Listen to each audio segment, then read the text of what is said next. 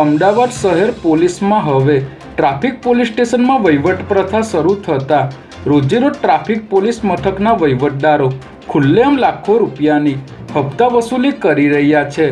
કે division traffic પોલીસના police ઇન્સ્પેક્ટરના નામે રોજેરોજ લાખો રૂપિયાની હપ્તા વસૂલી કરતા ટ્રાફિક પોલીસના ડ્રાઈવર એવા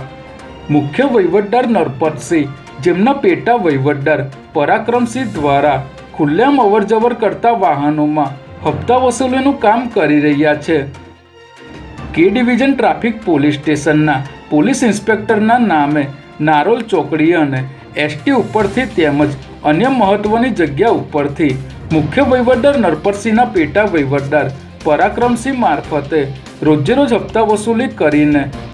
હપ્તાની રકમનું પેકેજ રોજેરોજ પોલીસ ઇન્સ્પેક્ટર સુધી પહોંચાડતા હોય છે, જેને કારણે વાહન ચાલકોમાં આક્રોશ જોવા મળી રહ્યો છે. કે ડિવિઝન ટ્રાફિક પોલીસ મથકના અલગ અલગ પોઈન્ટ ઉપર વાહન ચાલકો પાસેથી બળજબરીથી મોટી રકમના હપ્તા વસૂલી કરીને દર મહિને મોટી રકમનું પેકેજ લાંચ રૂશ્વત વિરોધી બ્યુરોના તાબા હેઠળના પોલીસ સ્ટેશનના પોલીસ ઇન્સ્પેક્ટરોને આપીને ટ્રાફિક પોલીસ સામે લાંચ રૂશ્વતના કેસો ન કરવા માટે રાબેતા મુજબના પેકેજો ટ્રાફિક પોલીસ મથકના વહીવટદારો મોકલી આપતા હોવાથી લાંચ રૂશ્વત વિરોધી બ્યુરોનું વહીવટી તંત્ર સદંતર નિષ્ફળ ગયું હોવાનું પ્રામાણિક ટ્રાફિક પોલીસમાં ચર્ચાઈ રહ્યું છે. કે ડિવિઝન ટ્રાફિક પોલીસના મુખ્ય વહીવટદાર નરપતસિંહ અને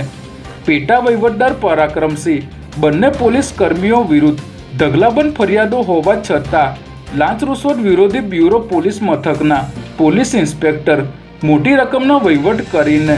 લાંચનું છટકું ગોઠવવામાં નિષ્ફળ ગયા હોવાનું જાગૃત જનતામાં ચર્ચાઈ રહ્યું છે.